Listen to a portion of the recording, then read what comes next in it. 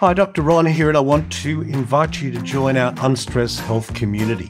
Now, like this podcast, it's independent of industry and focuses on taking a holistic approach to human health and to the health of the planet. The two are inseparable. There are so many resources available with membership, including regular live Q&As on specific topics with special guests, including many with our amazing Unstress Health Advisory panel. Now, we've done hundreds of podcasts, all worth listening to, with some amazing experts on a wide range of topics. Many are world leaders. But with membership, we have our Unstress Lab podcast series, where we take the best of several guests and carefully curate specific topics for episodes which are jam-packed full of valuable insights. So join the Unstress Health community. If you're watching this on our YouTube channel, click on the link below or just visit unstresshealth.com to see what's on offer and join now. I look forward to connecting with you.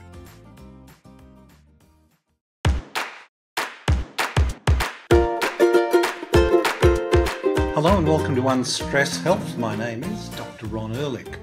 Well, today we explore hypnotherapy, but we explore it in the context of with a psychologist. My guest today is Dr. William Diehl, also known as Doc Hypnosis. Something gives it away in the name, really.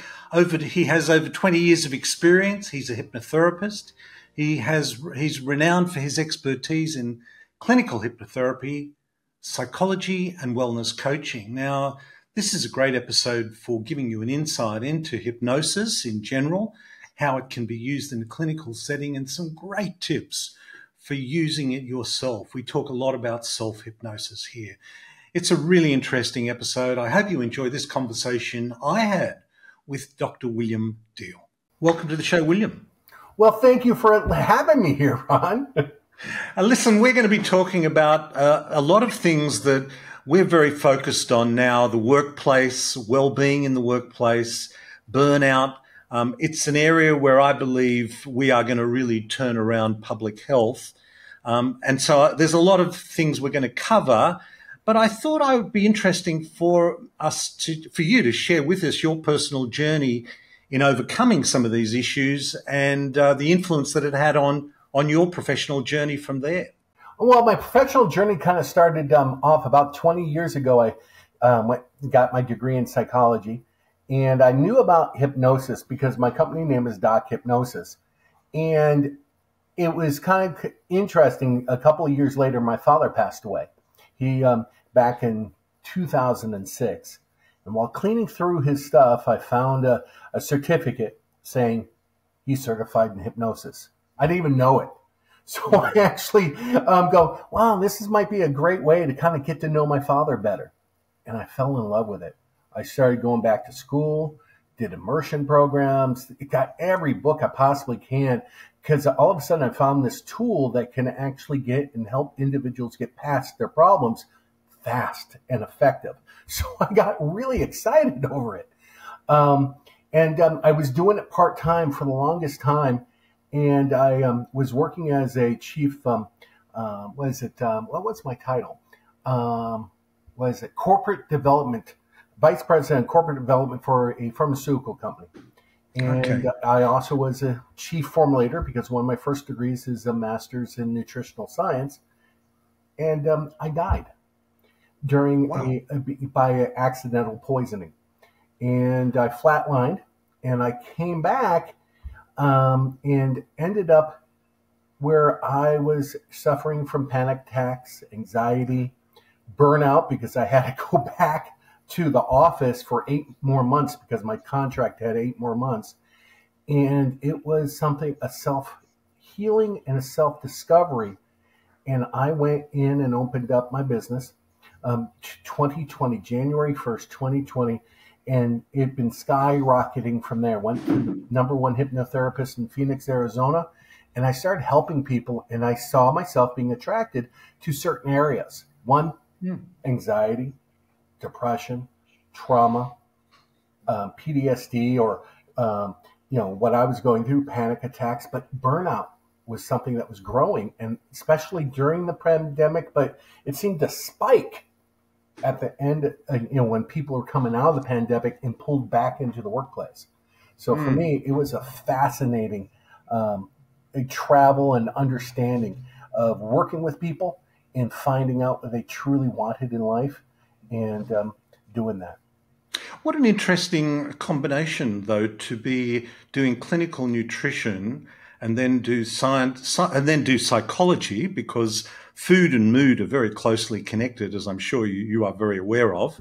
And then to discover hypnosis, which must be, and I'm looking forward to talking to you about this, because obviously it's a big focus of our discussion today, but people's perception of it is very much from the TV and show time, but it must be such a gateway to a person's mind. We're going to get onto that, but let's talk a little bit about burnout first, because Sure.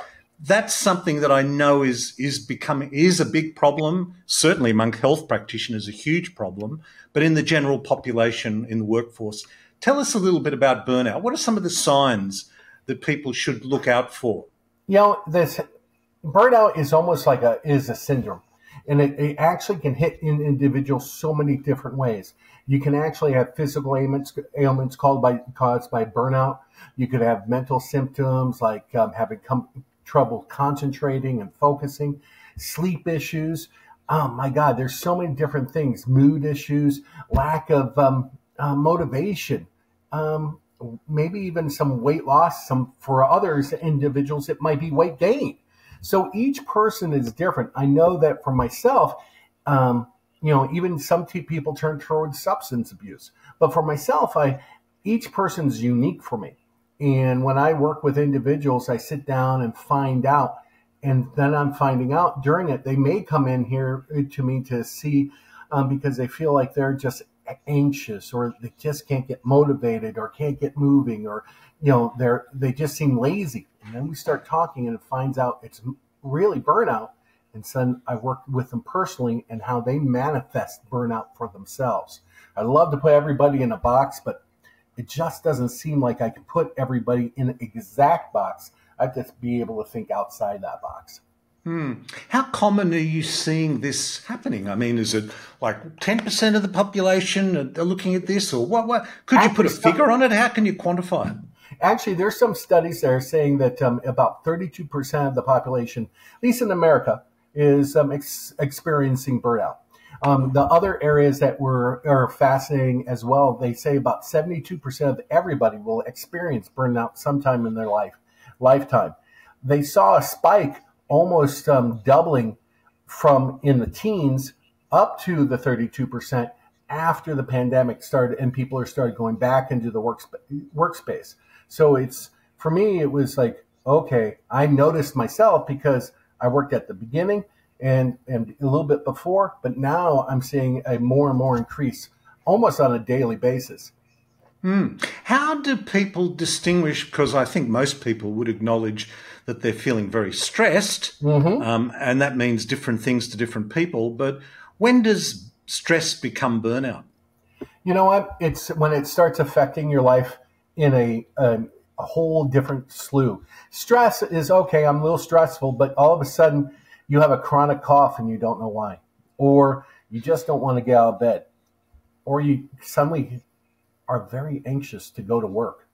All those are certain signs that you're actually coming up to a burnout state. And we can nip it in the bud and give them other ways to move forward from that burnout.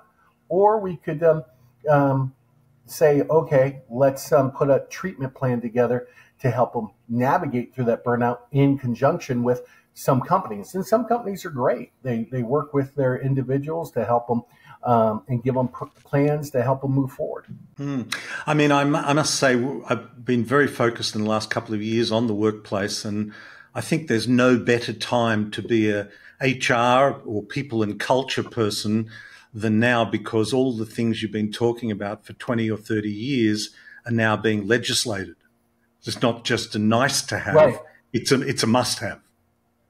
It has to. You have to have that support for their employees. They have to really bring the humanity back into the workplace. Now, we're going to talk about hypnosis, and as I said, I think most people's perception of it is what they see on TV or they've seen in certain shows. And you're looking at it from a clinical perspective. So can you give us, firstly, I know we're going to talk about self-hypnosis, which sounds really exciting, but give us Hypnosis 101. Well, let's talk about what most people think. They see these. Usually they think of people up on stage, and yes, I have a handlebar mustache just to make everybody go, what? But what happens is they think of this person where they're going to snap their fingers and people are going to collapse or something. But in reality, they're not going to, those people are not being passed out or anything else. Those people up on stage or doing shows or street hypnosis are looking for a particular individual. They're called snablists. That means that they actually go into hypnosis relatively fast in the form of hypnosis that they're using. Each person's unique. So I'm going to say this and then I'll explain it a little bit more. Everybody goes into hypnosis. But let's go back to what you usually see up on stage. So that person passes out. He's selected. He looks like he can't hear anything. He's passed out. Reality, they may hear everything that is said. They may hear some of it and pay attention and not pay attention to other things. Their mind just might wander and not pay attention to anything. That would be like my wife, but it's really just one of those things that each person, there's 8 billion people in the world. There's 8 billion different ways they manifest hypnosis.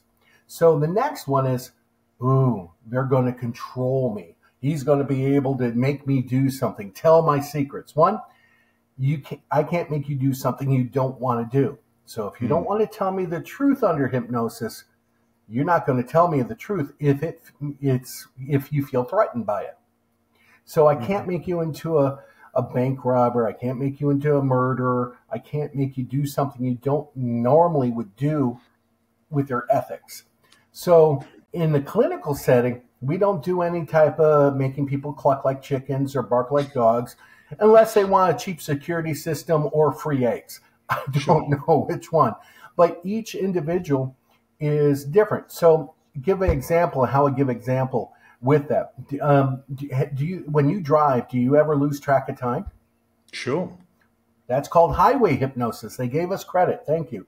But you go into hypnosis while driving. So really, is hypnosis that far different? Give me another question. Have you ever worked on the computer and you're so focused on something, someone says your name, you're like, what? Like you got pulled out of something. You got pulled out of hypnosis. You're in a relaxed state with hyper focus. And that's what I'm looking for in the clinical setting. Another great one is some people will watch a movie, hear a song, read a book, and they get emotionally moved from tears to wanting to go jog or get really fired up. That's another form of hypnosis. You're changing states, but you started off in a relaxed state with hyper-focused. So we talked about different levels of hypnosis. Does it matter? No. I have had people where I've talked to them and their eyes are wide open, but you can see that they're in a trance-like state, and they're like, got it.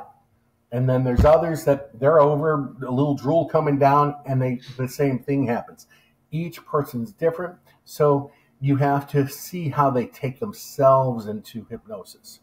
So we're going to talk about self-hypnosis in a little bit, and I don't want to take away any of the questions, but when you're talking about self-hypnosis or hypnosis for yourself, there's about 5 different ways you can take yourself into hypnosis that we're all very familiar with. So definitely kind of wanted to give you a nutshell. Sure. And okay, those 5, we're going to come to those in self-hypnosis, but I guess there is this, I mean, what a powerful tool to have as a psychologist, to have a patient, a client, in a relaxed state and hyper-focused. That is a powerful tool, which one might ask, why wouldn't every psychiatrist use this kind of thing? But there is a way of inducing somebody into that state that must vary, or are there there must be various techniques for inducing that state. What are some examples of ways of inducing? Well, some of the simplest ways is asking people questions, because and especially internalizing questions of how does that make you feel? Where do you feel that at? And so all of a sudden they're talking about this wonderful world out here. Oh, you love being in the park. What makes it so wonderful? Oh, because of the beauty. And when you see that beauty, how does it make you feel? All of a sudden those start making you go internal and experiencing those feelings, hence changing states. Mm-hmm. So questions are a very powerful way. There's another technique a lot of people talk about, eye fixation, and where you stare at something. You've seen people stare at a crystal or a flame and use it for meditation. They're actually putting themselves in a light form of self-hypnosis. But when you take a look at that, it's not just eye fixation. You can fixate on a song. That's number 2 of the 5 that I'm going to talk about. You can fixate on a smell. Have you ever smelled something and brought you right back to grandma's house or your mom's house? And you go, oh my God. And you're in a different state right there. Or you taste something and you're like, oh, that reminds me when I used to be a kid, but take you back in time. Or a feeling, maybe, and that's what happens. A lot of people get this feeling, and the feelings are what we call triggers. So when we get a feeling that's familiar, that's bad, it's a trigger. Something's good, it's a trigger for good. So those are the basic 5. But yeah, those are techniques that you could take yourself into and or others into hypnosis. And varying depths is another issue. I mean, induction is one thing, but the depth to which you go is another. Right. How does that work? Do you make a conscious decision with a client as to the depth of inducing a person? Is that part of it, taking them into a deeper state? Yes and no, because there's certain areas where you can do a very vague issue and ways of therapy, just trying to give a person's the mind options, and then you can give them some direct suggestions. So direct suggestions usually need a deeper depth to help you get them to work. So how do we do that? In our field, we call it fractionation. So we actually help them, get them to a relaxed state, then have them open their eyes and go back down. We might do a countdown, going down an elevator from 10 all the way down to 1, stuff that you're used to. So all those are different things where you can actually help a person go even deeper into hypnosis. And then from there, we can help them start, rebalancing their nervous system or releasing that stress from that burnout and things like that. I mean, I'm just intrigued as to how you incorporate that into a session with a psychologist. I mean, having had experience myself in various times with the psychologist, I imagine this first 5 or 10 minutes of the session with you is an opportunity, or you're guiding them through a relaxation and an induction that is opening them up to exploration. Is that a fair assessment? It is, but I usually start off with a little evaluation. So I do ask questions. So I'm going to ask questions just like every psychologist out there, but my questions are going to be leading questions to help them find a relaxed state and where they can actually start releasing some of the negative thoughts or the stress or the behaviors. And then from there, I'm going to start teaching them and giving them tools to take away some of that, let's say anxiety, for instance. There's simple tricks of certain breaths, rolling your eyes, or even doing a simple thing of covering your left eye and looking up and taking a deep breath in and letting it out. Short circuits the nervous system from getting into a panic attack or anxiety attack. So I'll give them tools, and in that process, all of a sudden their whole system's starting to calm down. They're seeing that there's a chance for a solution and giving them hope. And then from there, I can take them even deeper. I think this idea of self-hypnosis is very exciting, very appealing, very empowering. And you've given one example, but let's talk about self-hypnosis, because I think this is something that obviously everybody could take away with them and use in a positive way. Oh, 100%.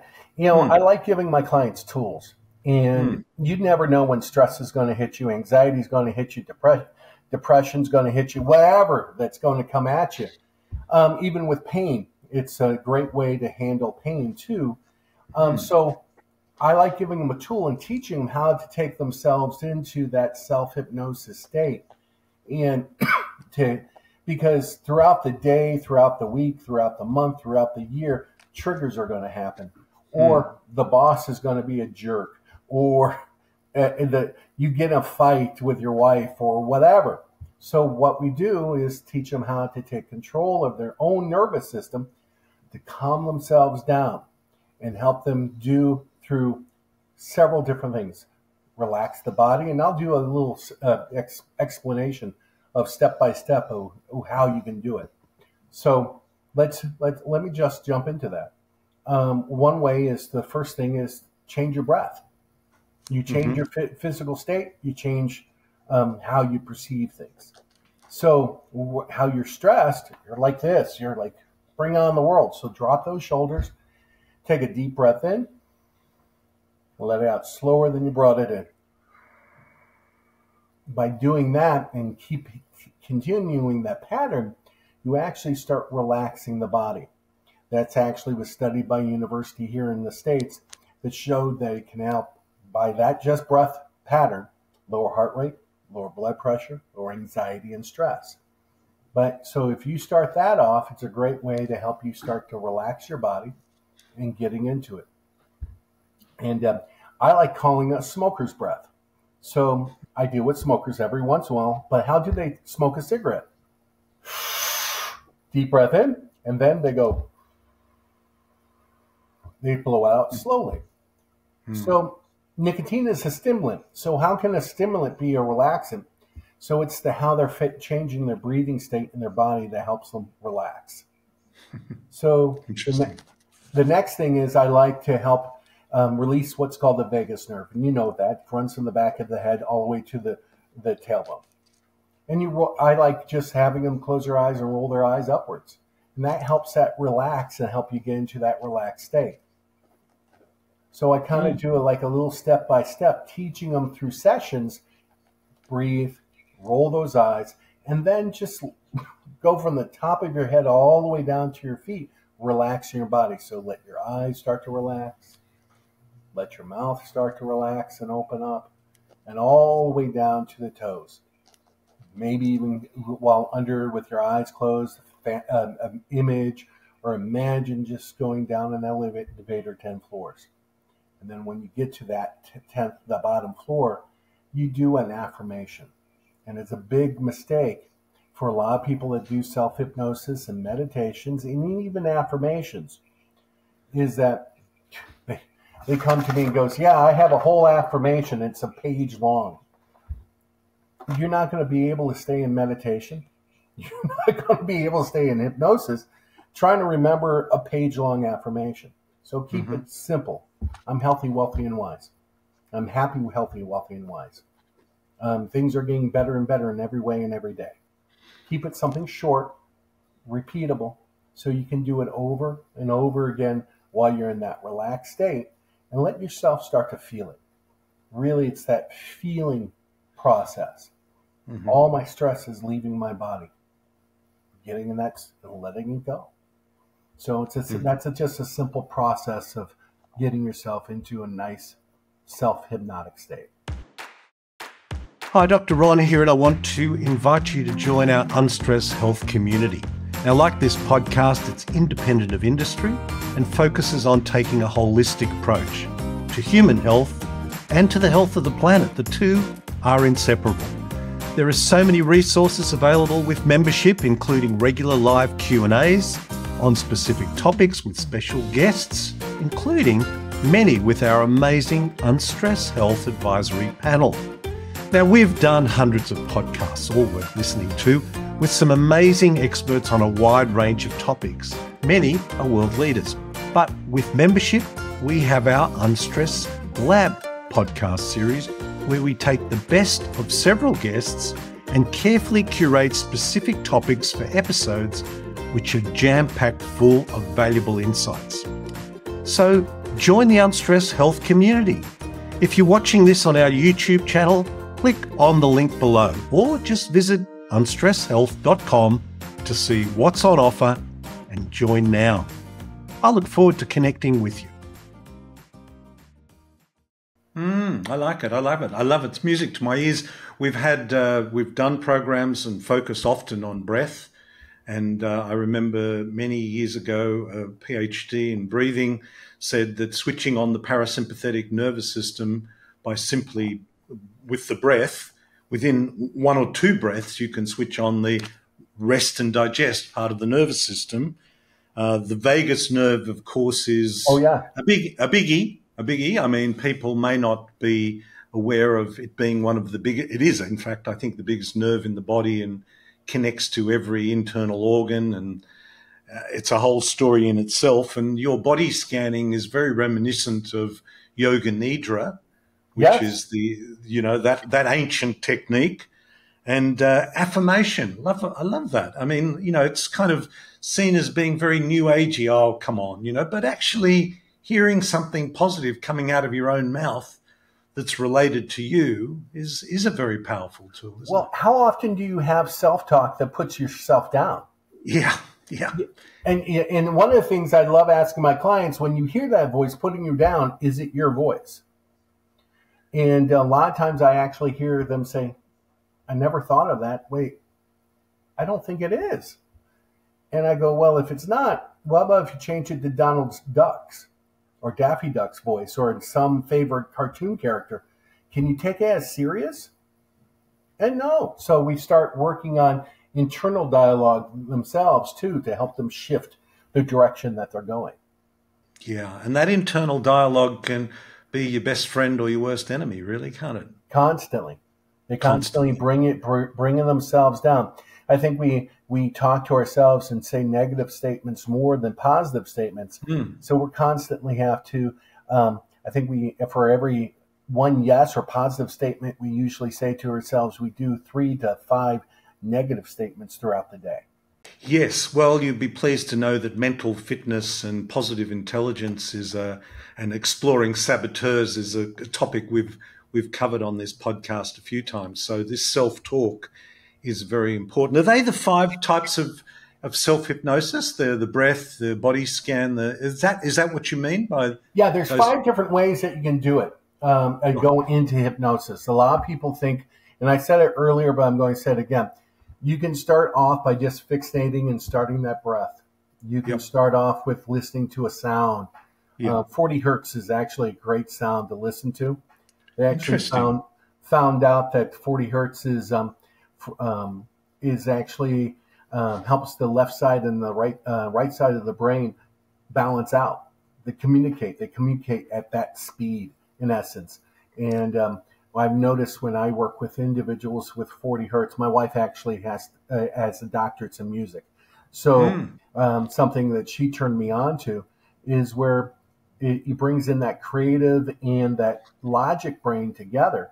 So if you can, you can probably find something on YouTube saying 40 hertz. Try to just do something raw, not with music or anything else, and just feel that energy.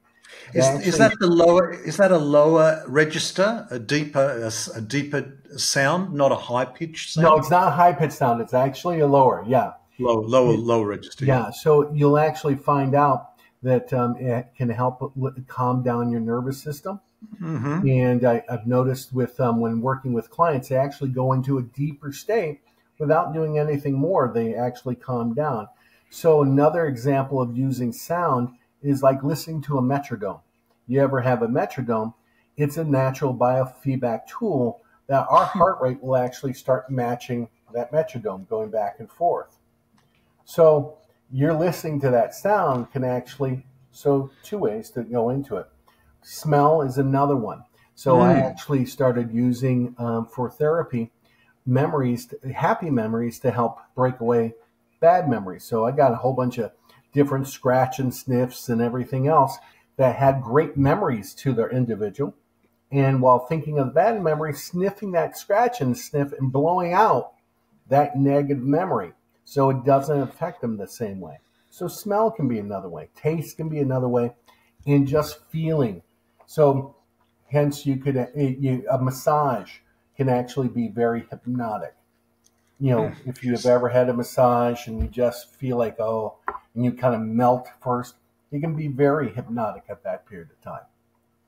Now, I know you link this to daily productivity and personal goals and things like this. So, I mean, I can see it's a wonderful tool. How do we put it to work like that? You know, what you do is there's a couple of ways to keep a goal going, okay? And a lot of people think about goals and think about, how can I have goals? Let me talk about the 3 ways that you can actually increase your goals and setting the goals. The first way is, a lot of people they'll write down their goals. All high achievers actually have their goals and know their goals and what direction they're going.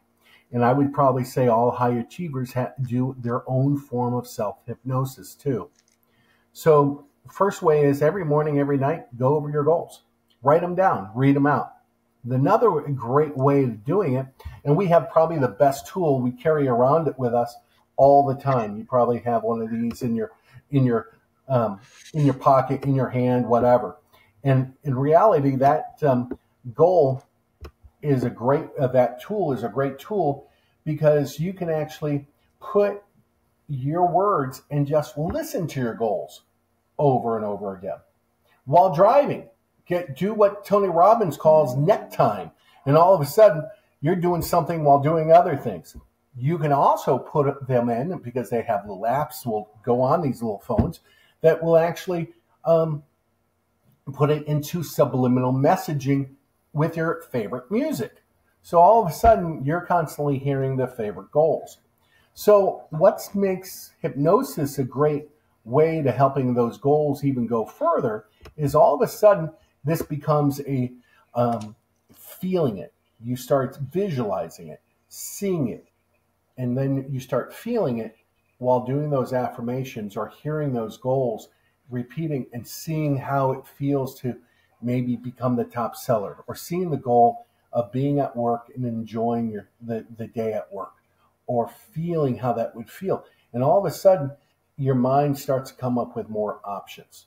We get into a pattern, and it's like a phobic. When an individual, I had this little girl that came in, she was afraid of fire. There was absolutely no reason for her to be afraid of fire. She never had any experience with fire.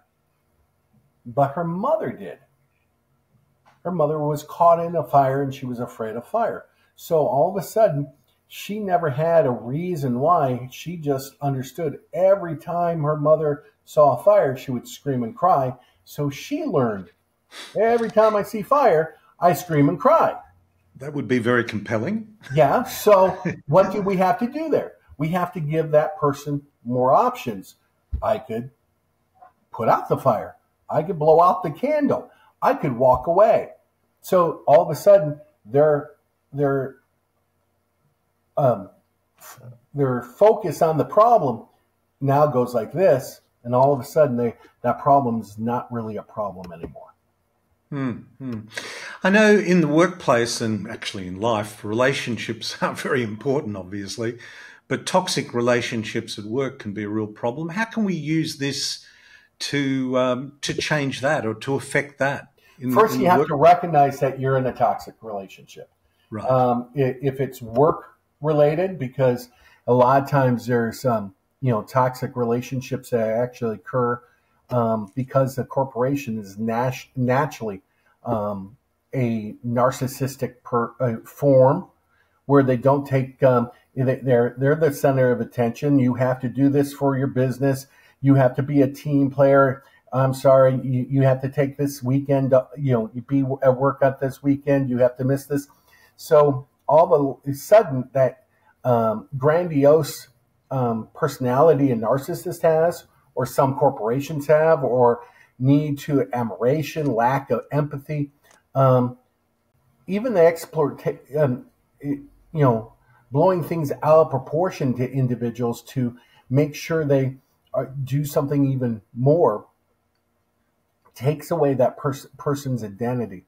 So those things, we can actually rebuild their self-esteem. We can help calm the nervous system down. We can get them focused back on themselves and stop focusing on the other individual or maybe how they're trapped into work. And there's a healthier way that companies could actually approach things, with giving proper management training to some of their managers. I know this one individual that I was working with, and you clearly could see the company has, hey, we want everybody there. We want a team. That's their charter.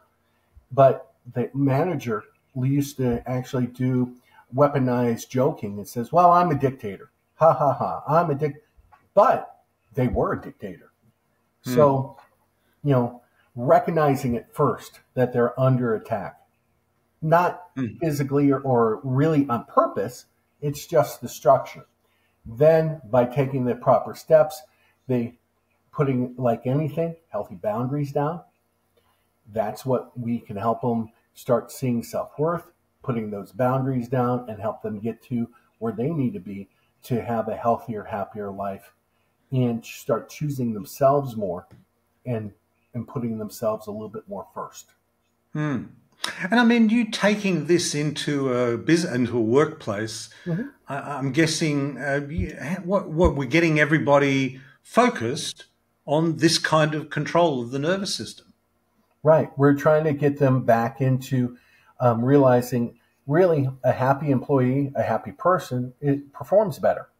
When you're under fear, you're not going to be performing as well as if you're, in a relaxed performing state. Now, I don't know if you ever did, entertainment or anything else. I actually was a musician, and I also did other things when I was growing up in entertainment wise.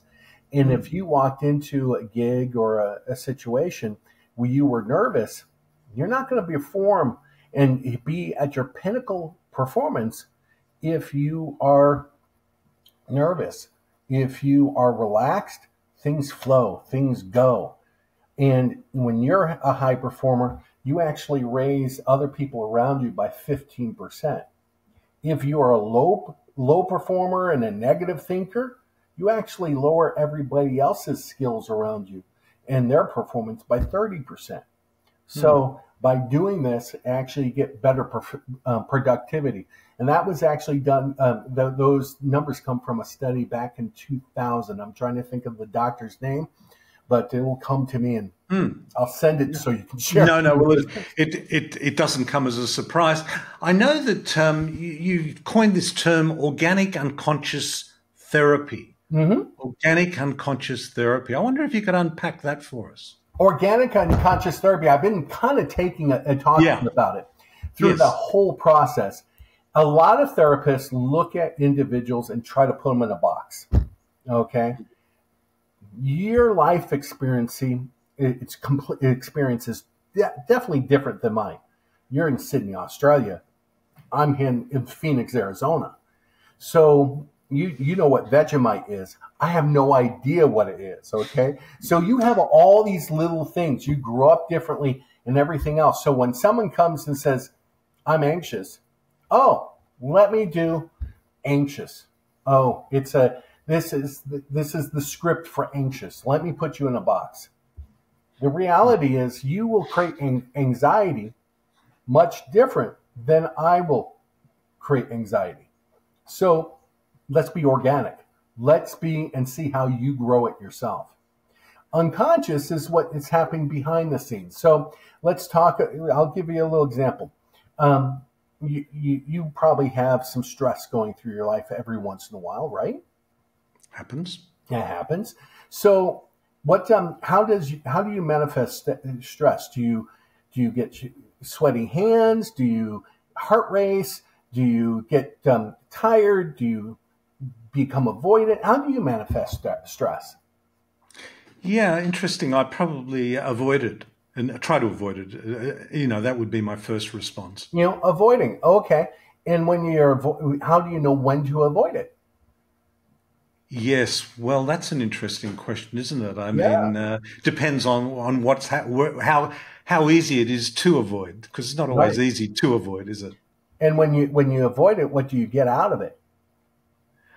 Well, I get relief. I Relief. get relief. Okay. And now we're finding out how you need to avoid the stress. So you handle stress than me. My thing is I go after the stress. I try to get it out of my life. So, and probably end it. But you kind of start avoiding it, looking for that relief.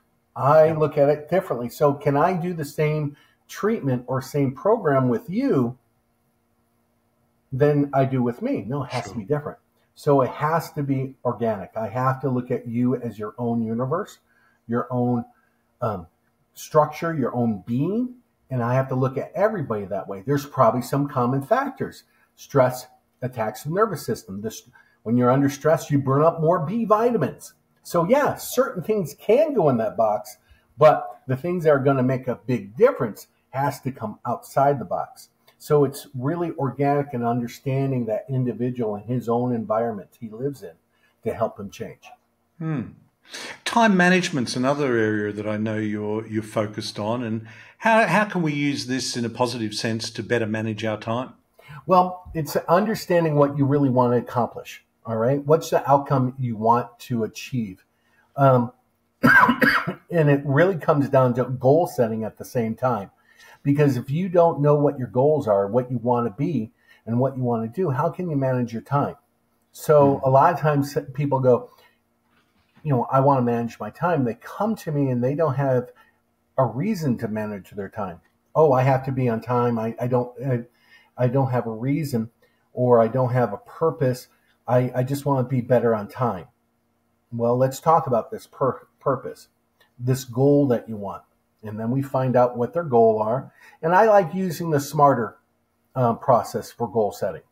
Okay, I don't know if everybody's heard about the SMART, but the E and the R at the bottom of SMART. I don't know if it be specific, measurable, achievable, relevant, and time bound. Yep. And the next one is the E is get excited. Okay, get excited over it. And the R is reward. And Right. if you have a reward to it, so now we have a goal, we can now put parameters to do that and set it into small increments to work with individuals to help them break down. So we find out where the procrastination is, and then we eliminate that procrastination out of their minds and let their minds naturally now focus on what their outcome wants and not the avoidance or the pleasure or something else like that. I like that, William. The adding of the ER onto the SMART goals. That's neat. Listen, you've given us a lot to think about, and some wonderful tools to use. I want to just finish up by asking you this question, because we're all on a health journey as individuals, and stepping aside from your role as a psychologist and Mm-hmm. just looking at yourself as an individual on that journey in this modern world. What do you think the biggest challenge is for us as individuals on that journey? I'd probably say the biggest um, hurdles we have to go and get over is that we don't lose ourselves. We are at the center of this journey. We are really the catalyst of our world. And a lot of times we take the time and try to change ourselves, be something completely different than everybody for every individual in your life. And that's exhausting. The people that need to be in your life will be in your life by you being yourself. So don't lose yourself. Be yourself, love yourself, and take the time to really understand what you want in life and focus on it. If anything, with hypnosis, I could put it down to one word, is to help yourself focus, to get what you want in life, not being stuck what everybody else wants. Hmm. Well, that's a great note for us to finish on, and you've given us some wonderful tools to get the most out of ourselves. So thank you so much for joining us today. Well, thank you very much. It was an honor to be a part of this, Dr. Ron. That's a pleasure. Thanks, William. Thank you. Well, what a great tool to use in a psychotherapy session in psychology, putting your client or patient into a relaxed state and being hyper-focused. And although we didn't discuss it in the episode, I did talk to William afterwards and just was struck by what a powerful tool this must be. And in fact, he says it significantly shortens his time with his patients. Typically, that is somewhere between 6 and 10 appointments, which is often very different from the typical psychotherapy course of treatment, which can go on for a long time. And that's not to say his don't as well, but it certainly is a wonderful tool for opening up people's potential to explore what is going on inside your head. I hope this finds you well. Until next time, we'll of course have links to Dr. Williams' website in the show notes. Look out for that. But I hope this finds you well. Until next time, this is Dr. Ron Ehrlich. Be well. Feeling stressed, overwhelmed? It's time to unstress your life. Join the Unstress Health community and transform stress into strength. Build mental fitness. From self-sabotage to self-mastery. And together, let's not just survive, but thrive. Expert-led courses, curated podcasts, like-minded community and support, and much more. Visit unstresshealth.com today. This podcast provides general information and discussion about medicine, health, and related subjects. The content is not intended and should not be construed as medical advice or as a substitute for care by a qualified medical practitioner. If you or any other person has a medical concern, he or she should consult with an appropriately qualified medical practitioner.